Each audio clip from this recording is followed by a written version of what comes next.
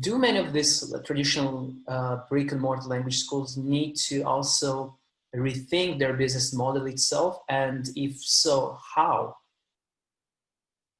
Exactly. So actually the change is going to happen at different stages, I believe. So it's not going to be like just before and after COVID, but I think there are going to be different phases.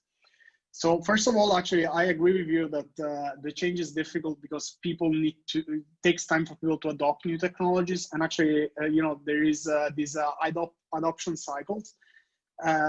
So you have basically like different parts of the market that are going to adopt technology at different, stages of stage of maturity of the technology, right?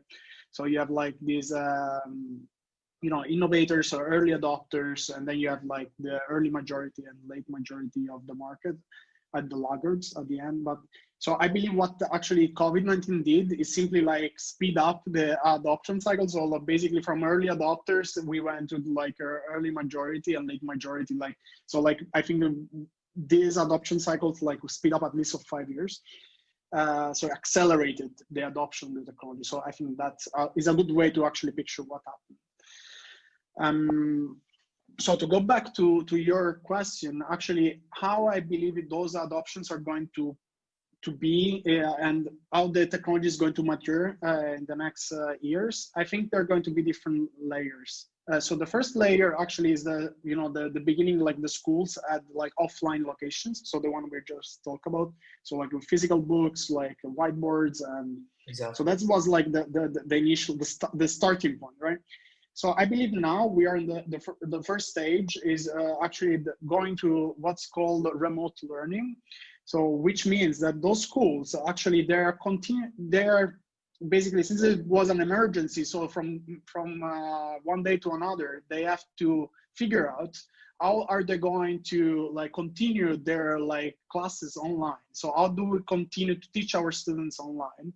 So basically they start adopting tools like Zoom or Microsoft Teams to basically do remote learning. So they just continue with the same kind of pedagogical approach. So they're still using the same textbook, they're still using the same curriculum.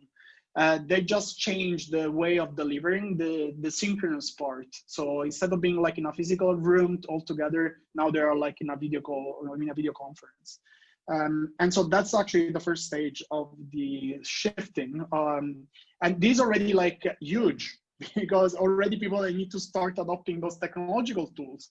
So they need to learn how to do a video call, how to actually use those kind of interactions that are not really natural. So imagine like a 50-year-old teacher that's already doing this job for 25 years. Actually, it's really difficult to shift already like in the kind of interaction in a classroom.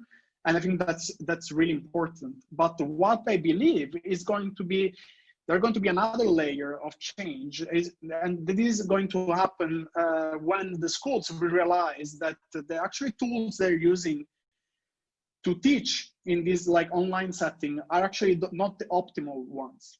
Because actually when you actually digitalize the delivery of the lesson online, you have a lot of things that, a lot of new opportunities, because now, for example, you can record the lesson, or you can process the content of the lesson, or you can use digital tools during the class interaction to increase engagement.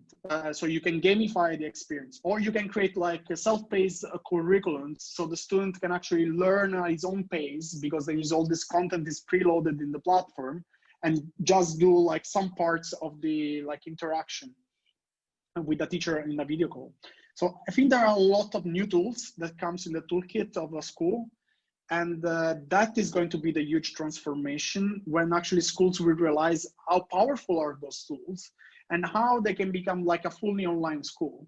And because in that way, actually they can acquire new students, they can get more business for their school, and at the same time, they can decrease their costs.